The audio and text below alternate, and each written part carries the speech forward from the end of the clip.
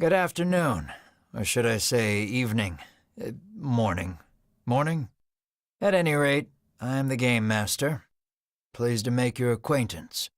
Before we begin, there is something I must tell you. You see, my job is to draw you into this world with my voice, which is why I believe it best for you to play with the sound on. In fact, I insist on it. However, as you can see, my voice is subtitled, so you can always read along as well. Now then, are you ready? Let's begin.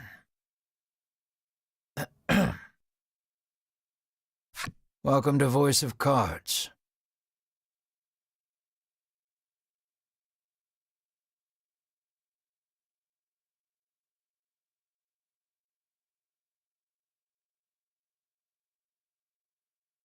You are about to take the first steps of your adventure.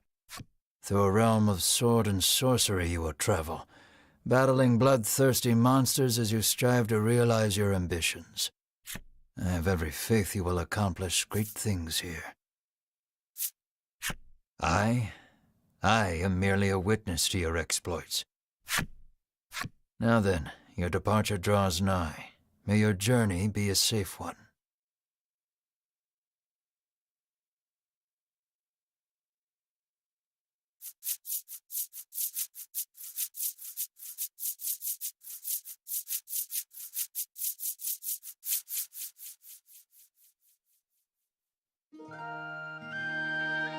This is Castle Advent. Queen Nilla reigns over the kingdom from within its walls. 3 white-clad adventurers have gathered here at the Queen's summons. Present yourselves, O faithful of the Ivory Order.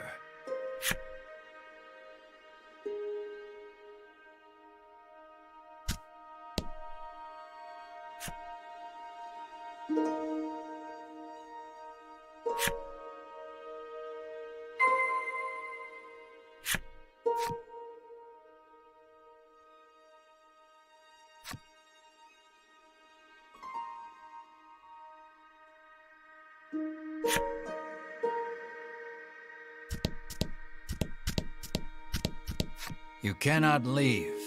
Present yourself to the Queen at once. I am one of the guards charged with the castle's protection.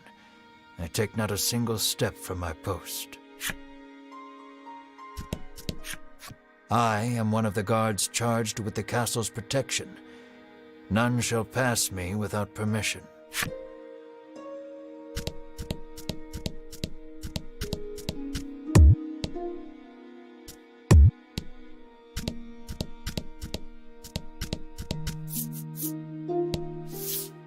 From upon her throne, the Queen regards the adventurers. So you are disciples of the Order. The youngest of the 3 steps forward. She holds herself with well-born grace. I am Winifred of the Ivory Order, Your Majesty, she says. I lead this fellowship.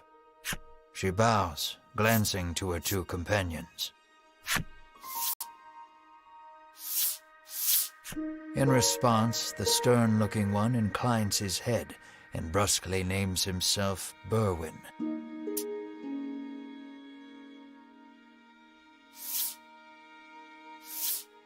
The older man is the picture of courtesy as he genuflects and introduces himself as Hedwyn. It is these 3 our story follows today. The Queen acknowledges the fellowship with a nod. In a soft voice, she explains her errand. Someone has stolen the royal treasure. I bid you reclaim it. Under normal circumstances, I would entrust this to my soldiers, but I do not wish to spread thin my forces with the recent monster troubles. It seems the troubled Queen is judged she can entrust this matter to none but the Ivory Order, beloved of the people and unmatchable in battle. It is our honor to serve you, Your Majesty, and thus the quest falls to the Fellowship. Short of any clues that could lead them to the culprit, however, they press the Queen for further information.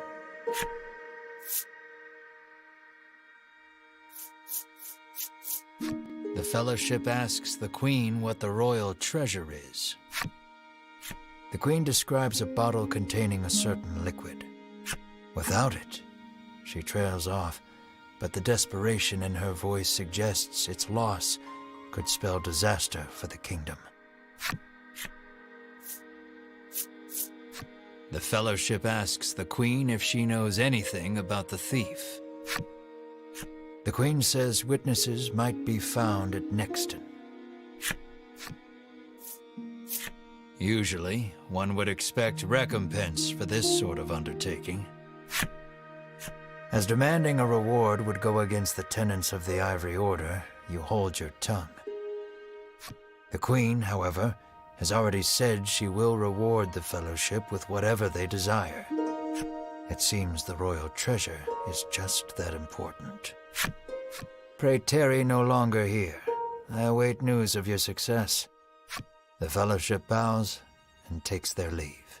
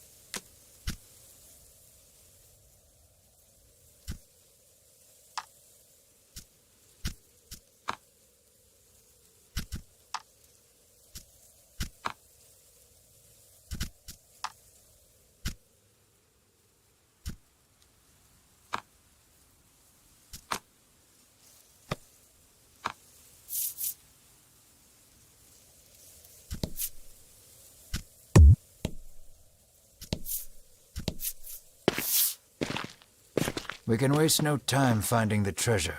Winifred strides toward town. Wait, cries Berwin, blocking Winifred's path. A monster. You dare stand in our way? Hedwyn scowls at the foul creature. It lunges at the Fellowship.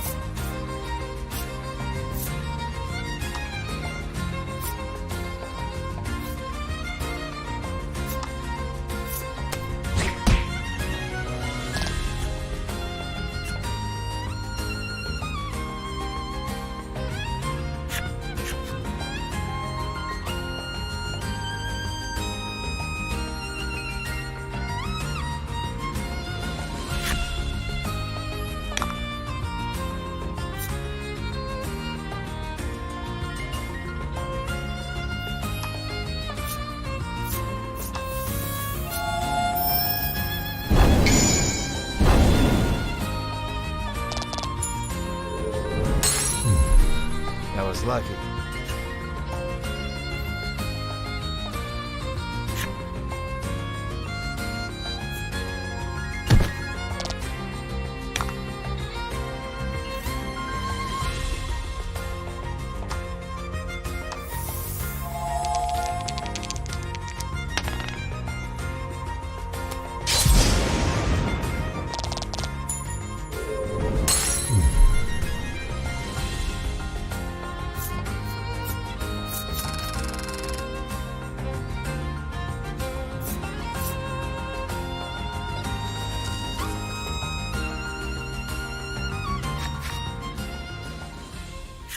Winifred heaves a disgruntled sigh as she smooths her rumpled garb.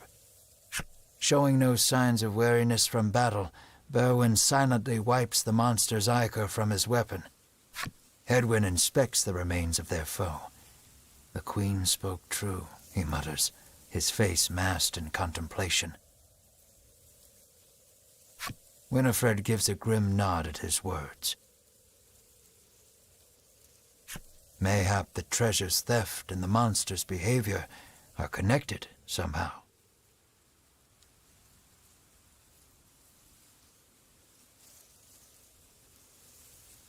First things first, the Fellowship needs to gather more information. To Nexton, they set their sights.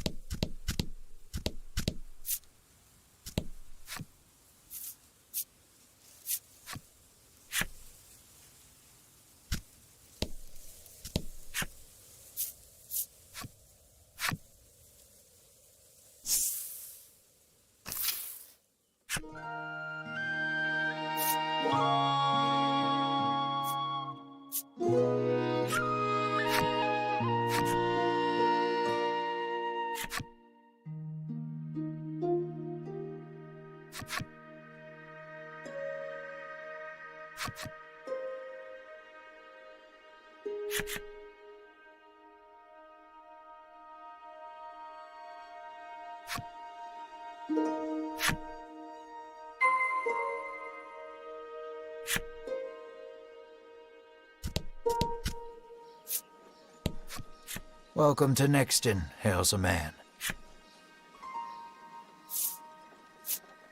The man doesn't respond to any question except to parrot back his original greeting.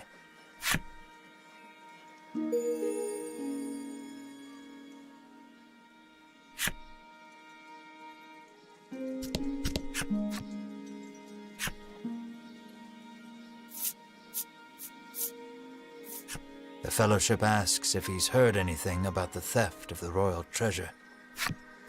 The man's eyes widen. He leans close to Winifred and whispers something in her ear. Welcome to Nexton.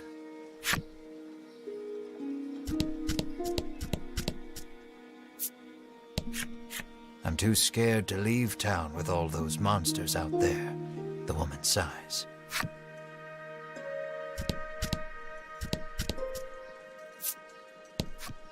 The man helpfully advises you take the opportunity to purchase equipment and curatives while you are in town.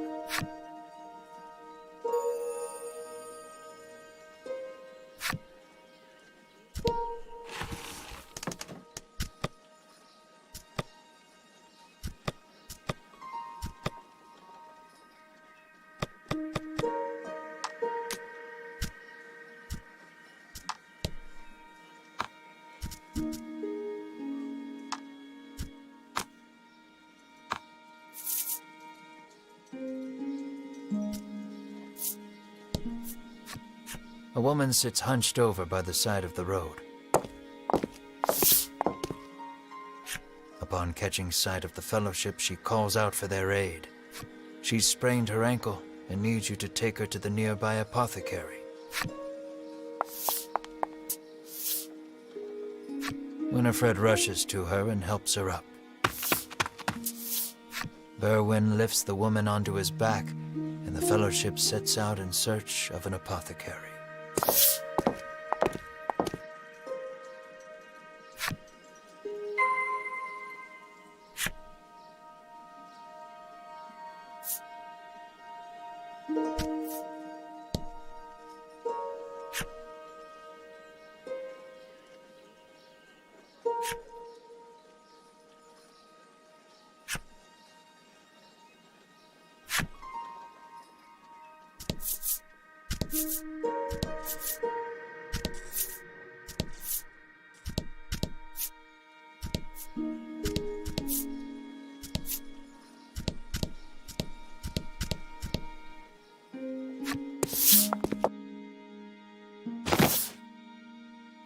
You arrive at the apothecary.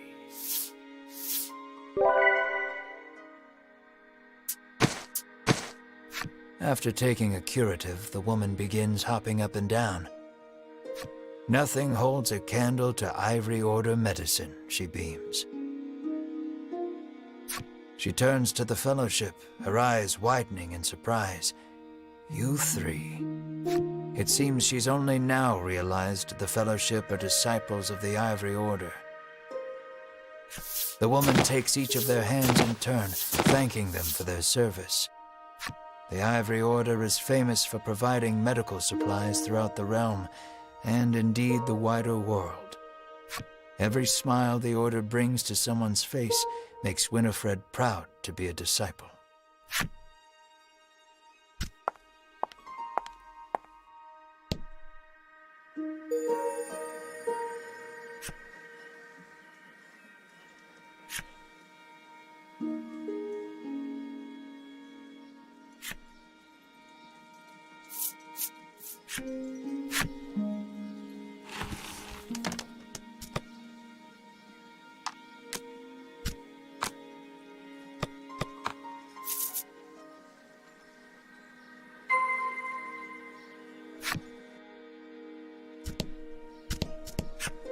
The woman begs the Fellowship for their autographs. She seems to greatly admire the Order. I know there's nothing to worry about with disciples of the Order here, she says, relief flooding her features. Upon asking, the woman says she was attacked by a monster outside of town. A strange creature, she says, nothing but bones, and it clutched a bottle of medicine as if its life depended on it.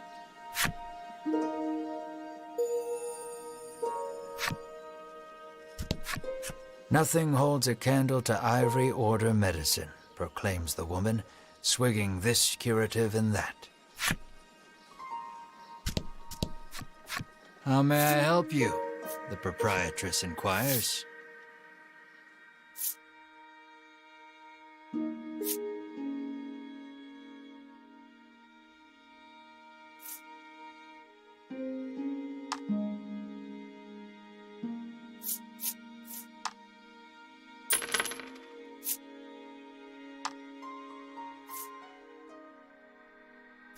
Will that be all? The proprietress asks.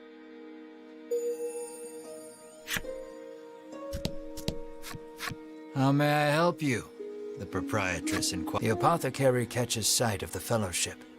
Ah, the Ivory Order, to which I owe the prosperity of my humble shop, she says. She gestures to the drawers filled with her wares. Pray, choose one of my concoctions and take it at no cost. It shall be a token of my thanks to the Order. The Fellowship insists they will pay as any other customer would, and sets about browsing her wares.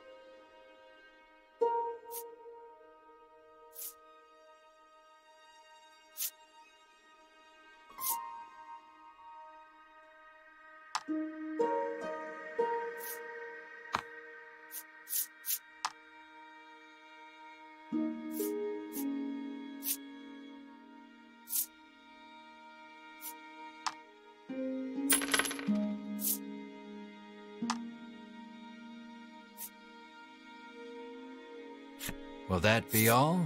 The proprietress asks.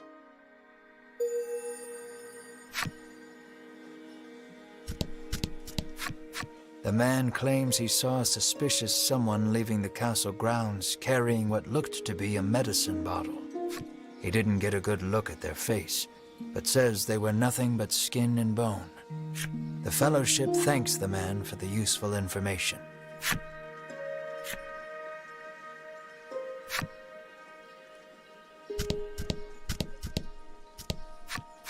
You make your way to the inn, where you're greeted with a hearty hello by the owner. You're from the Ivory Order, aren't you? Thanks to a royal decree, you're allowed to stay the night for free, and you're not about to refuse such hospitality.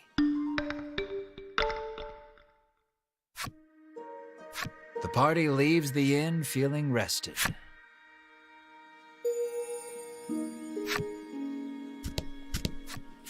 Apparently, there's a monster lurking around the outskirts of town stealing medicine, and only medicine. Rumors claim the monster fled to the west. Thanks to the information gleaned from the townsfolk, the Fellowship is all but certain of who has stolen the royal treasure. The first clue was the Queen's description of the treasure, a small bottle containing a certain liquid. Then there's the bony figure seen fleeing town, the skeletal monster clutching the bottle of medicine, and the monster that fled west. From all that information, the Fellowship distills the thief's true identity.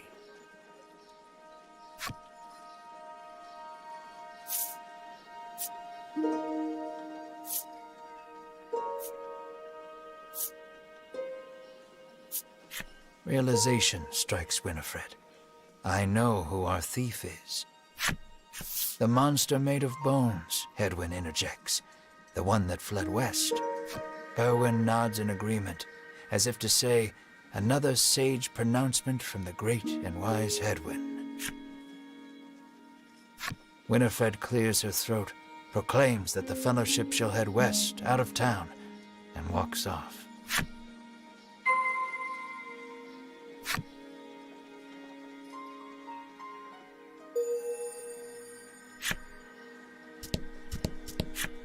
An innocent-looking young boy accosts the Fellowship. Want to play a game with me? He asks expectantly. In this parlor, you can play cards. The child rambles on, wheedling you. I'll give you this if you play with me.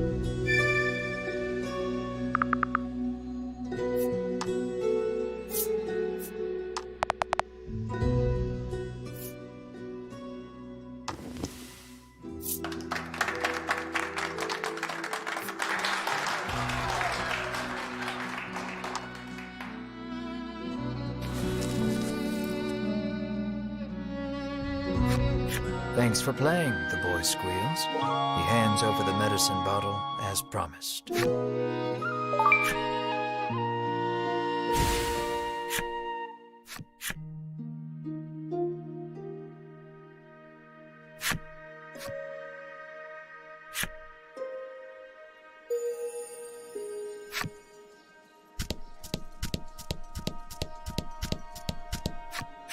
How may I help you? The proprietor inquires.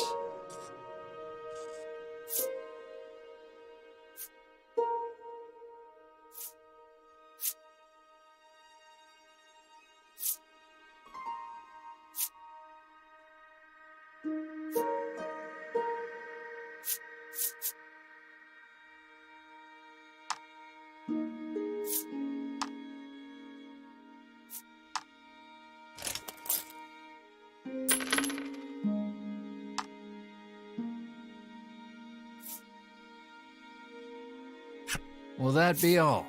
The proprietor asks.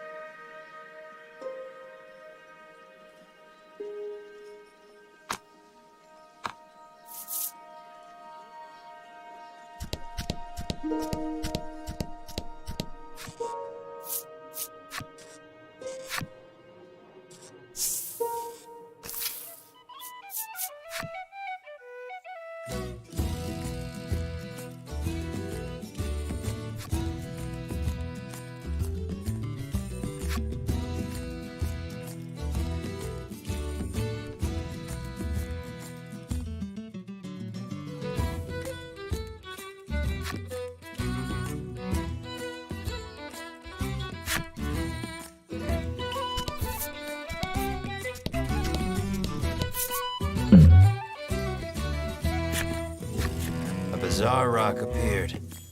seems primed to explode.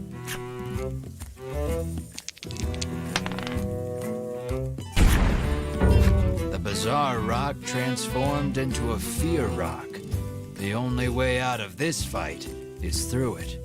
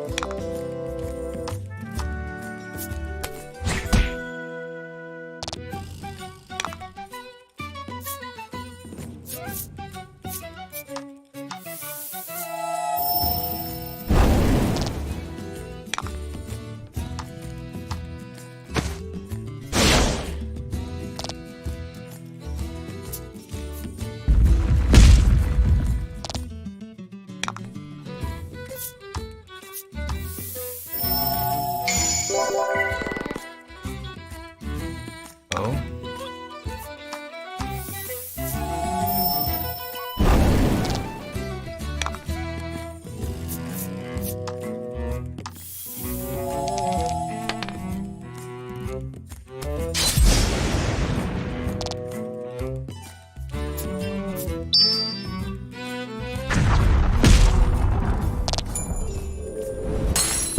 Don't worry. The coffin cart is down, but they're still alive.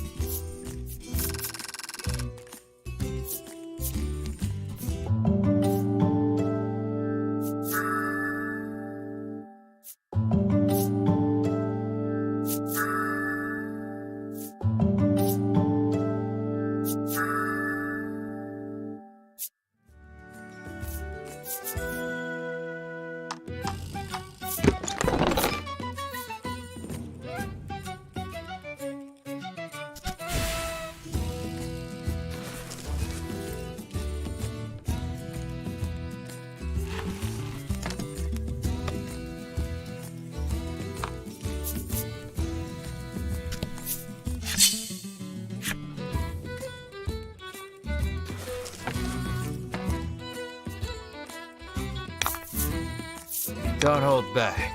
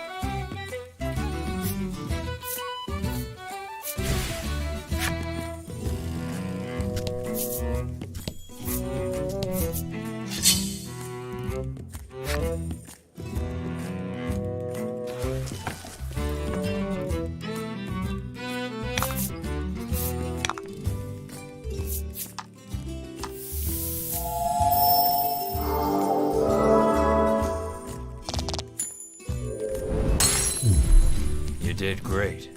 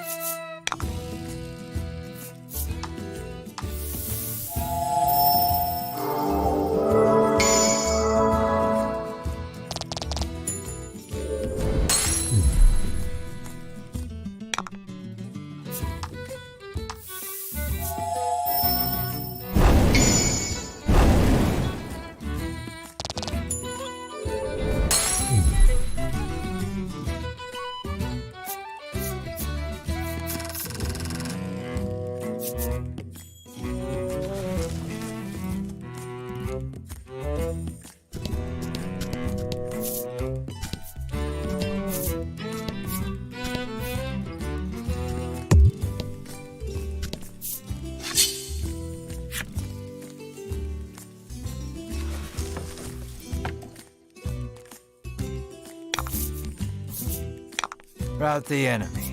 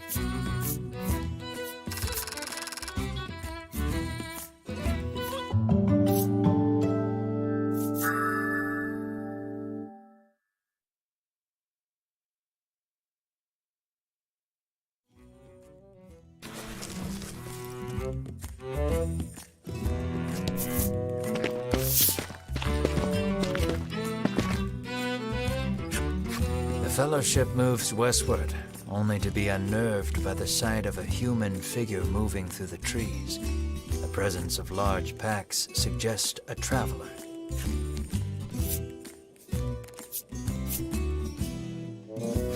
I beg your pardon, but did you catch sight of a monster fleeing west? Winifred inquires. He gives her a puzzled look. There's nothing out there but the sea, he says. That and a cave full of monsters on the opposite shore. I suspect you might find your quarry there. The Fellowship exchange glances and nod as if to say, then that is where we shall go. Alas, they will need a boat to cross the sea. The traveler hoists his packs, suggests the Fellowship speak to the fishermen on the western shore, and takes his leave.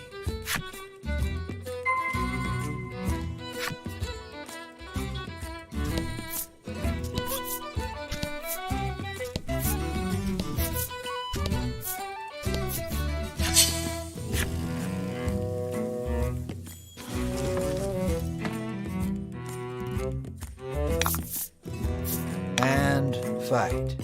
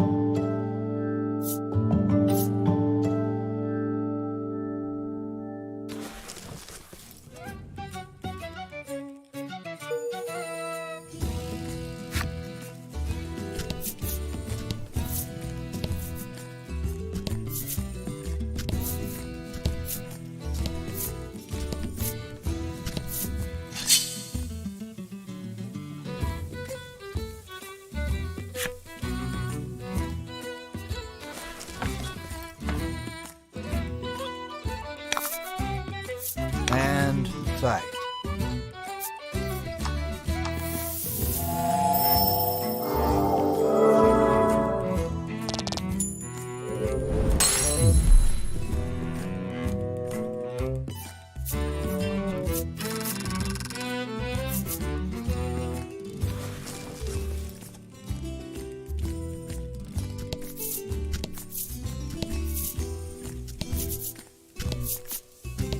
Let's not go there just yet. I haven't quite finished the story for that section, you see.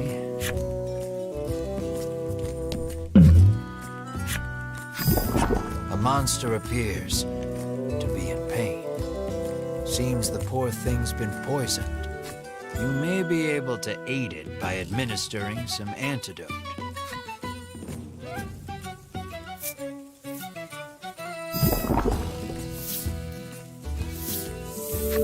Take pity on the creature and administer some antidote.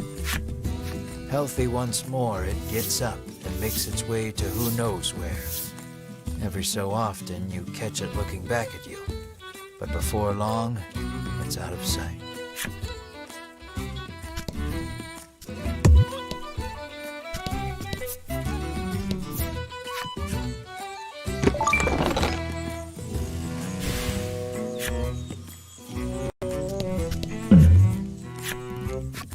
Monster appears and just stands there, stock still, staring at you. Suddenly it makes a pained face, acting as if it's been poisoned. Aha! This must be the monster you saved with the antidote. It places a medicine bottle at your feet and is gone as quickly as it came. You suppose that's its way of saying thanks.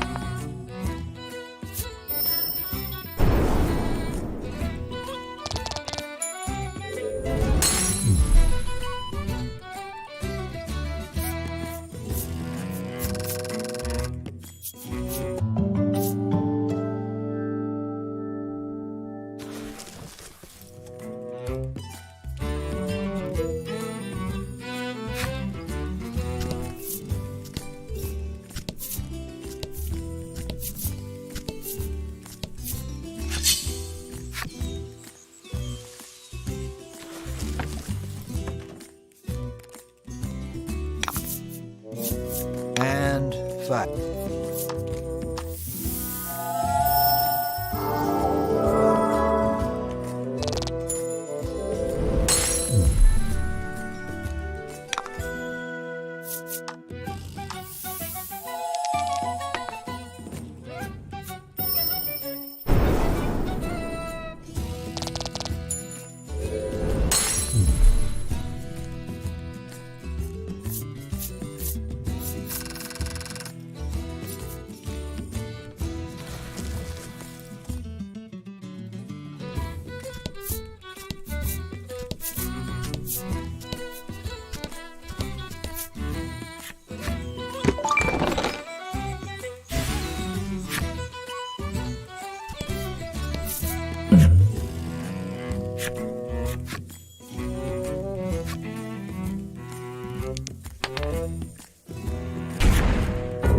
The bizarre rock transformed into an aqua rock. The only way out of this fight is through it.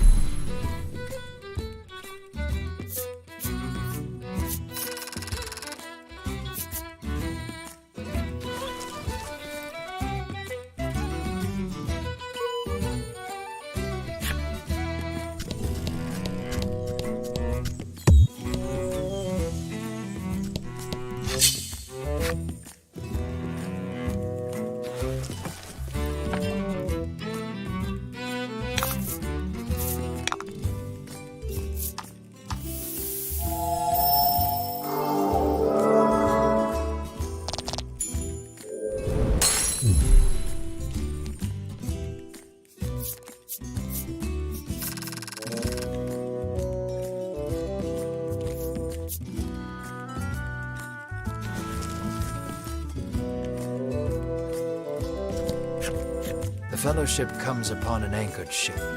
Close by, a fisherman of exquisite physique hauls a net out of the water, his muscles rippling. This is no time for lustful reverie. Winifred races to his side and asks that he give the Fellowship safe passage aboard the ship.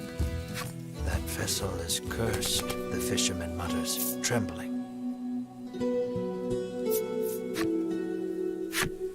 Night after night, it leaves port without a soul aboard, headed I know not where. Come morning, it is once again anchored here. This, to the fisherman's mind, is the result of a curse. His head drops into his hands. With but a single dispeller, I am certain I could lift it and sail away.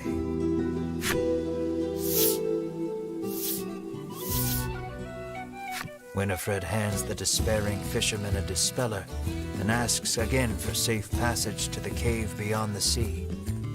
The fisherman snatches up the concoction, so delighted that his pectoral muscles begin twitching. The Fellowship politely ignores this fact. He opens the bottle and proceeds to douse the ship.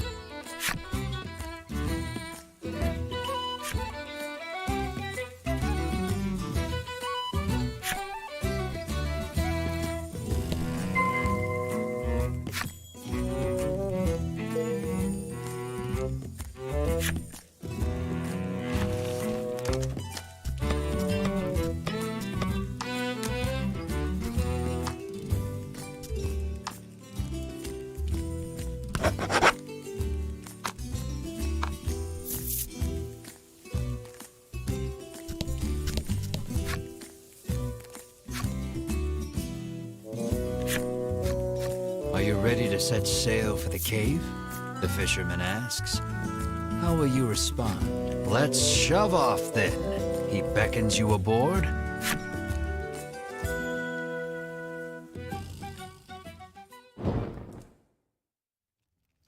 The Fellowship arrives at the mouth of a dank cave, its damp, rocky expanse threatening to swallow them.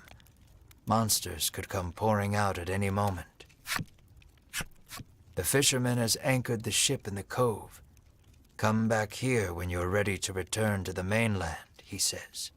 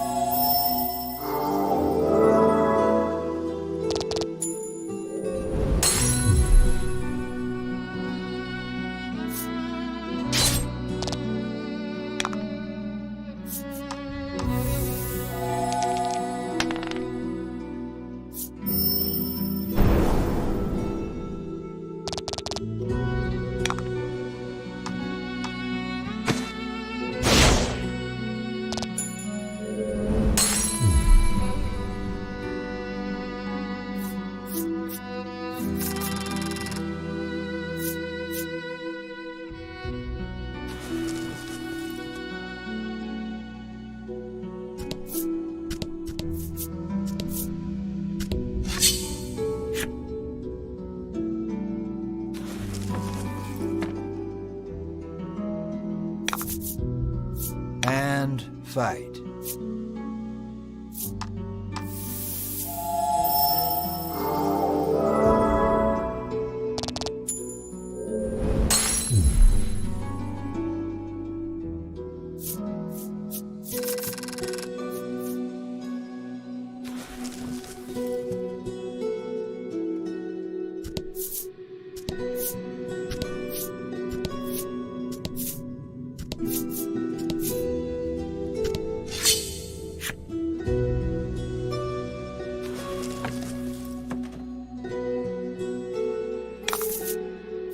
And fight.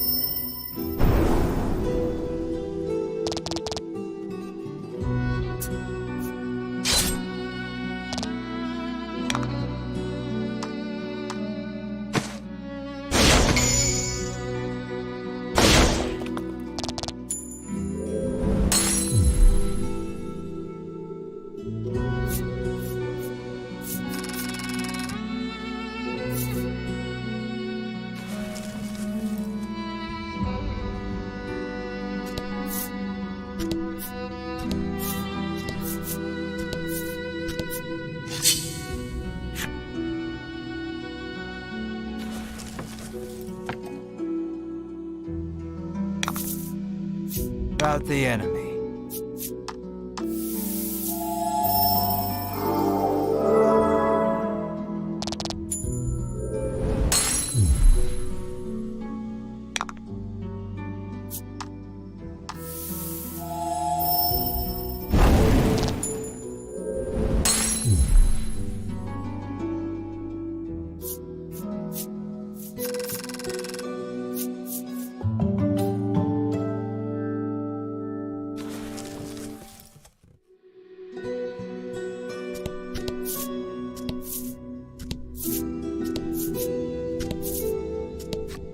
The door is shut tight. You spy a keyhole on it, suggesting the existence of a corresponding key.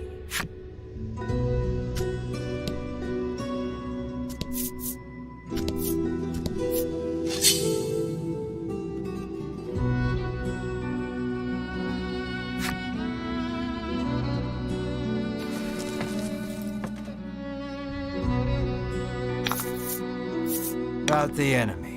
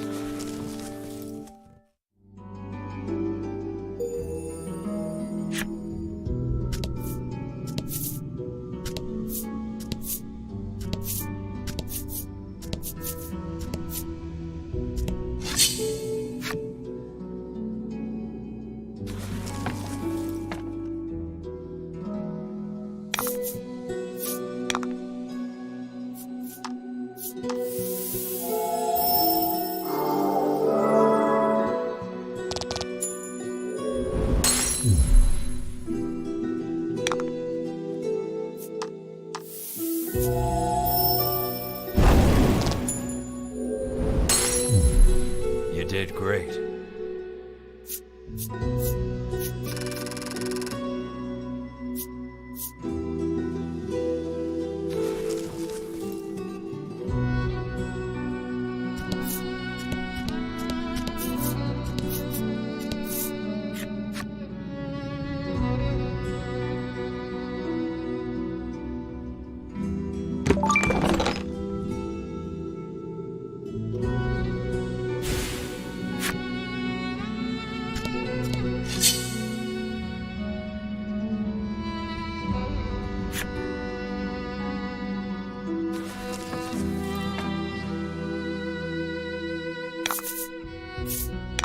Don't hold back.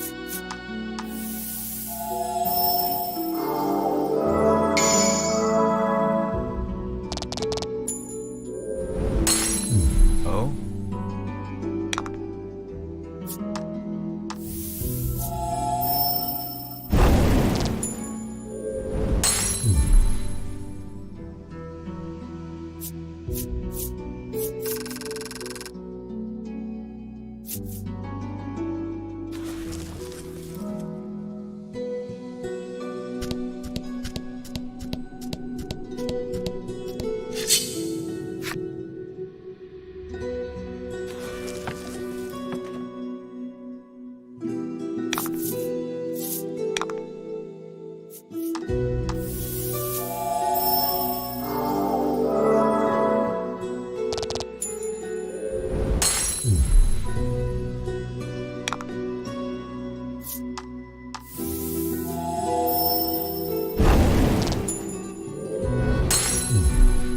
Did great.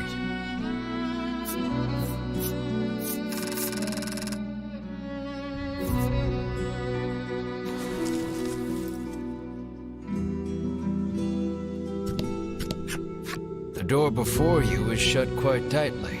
It appears to have a keyhole. The simple key may be of use here. The Fellowship slides the simple key into the keyhole and turns it. The lock opens with a thunk.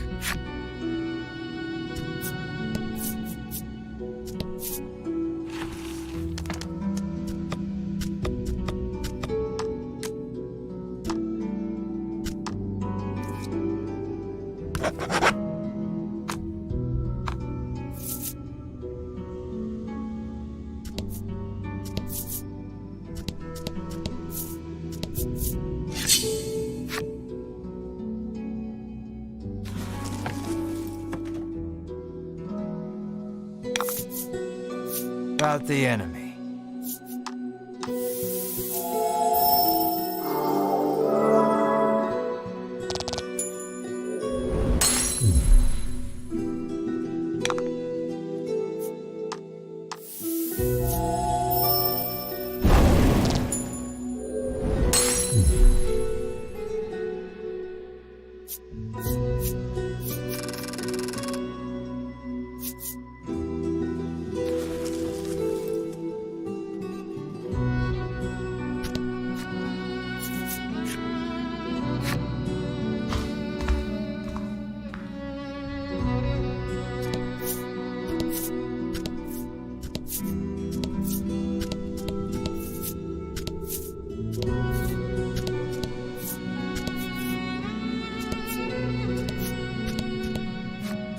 An iron door towers before you.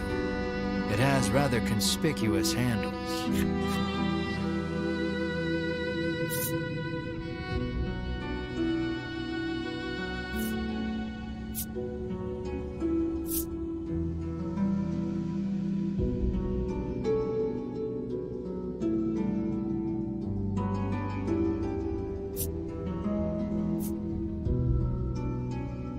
Berwin pulls on the massive handles with all his might. It moves not an inch. Berwin gives the door a roundhouse kick out of pure frustration. As his foot connects, the door trundles to the side. So it was one of those sliding contraptions.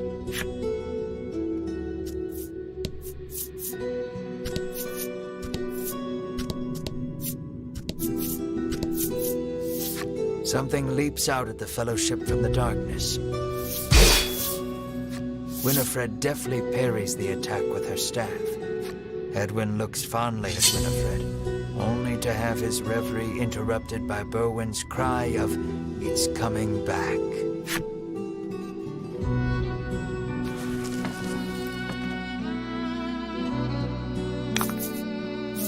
About the enemy.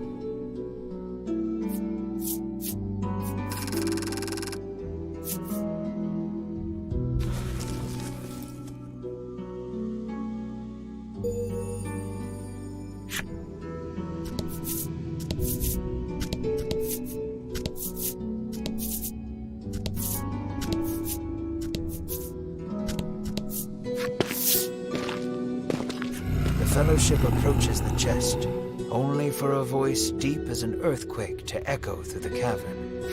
"You shall not have it," a voice growls. The Fellowship warily eyes their surroundings as several somethings leap out of the shadows.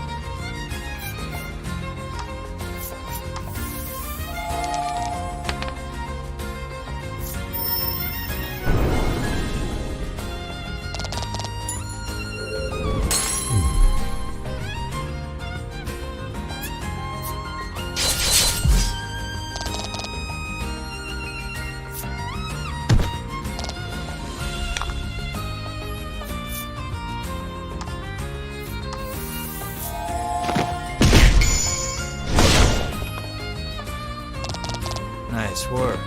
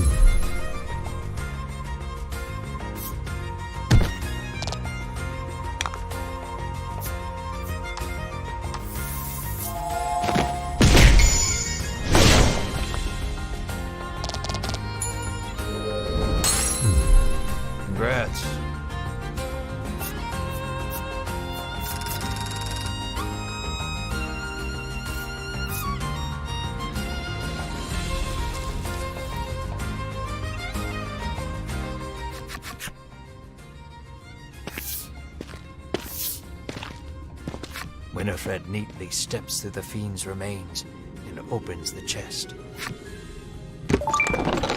Inside is what appears for all the world to be an ordinary medicine bottle. At last, the royal treasure is in safe hands once more, Hedwig sighs. Winifred, treasure in hand, the Fellowship exit the cave, exulted. In time, the Fellowship find themselves before the Queen once more. They offer her the retrieved treasure.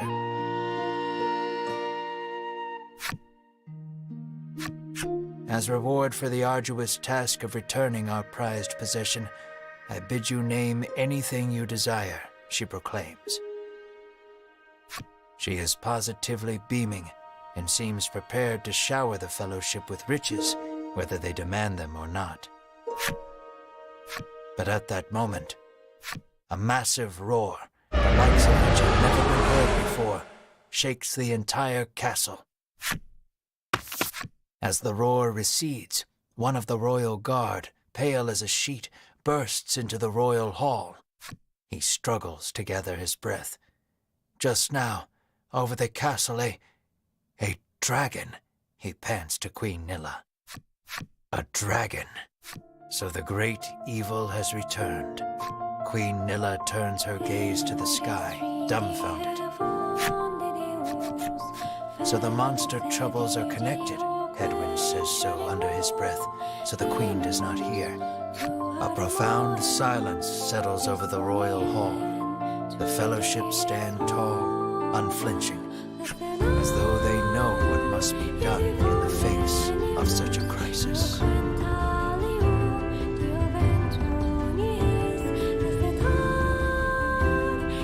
What will become of the land now that the dragon has returned? I'm afraid that will have to wait. We're all out of time for this portion of the adventure. Don't you worry. We'll continue the tale another time. I look forward to our next session. Until then, I bid you good day. Farewell, friend.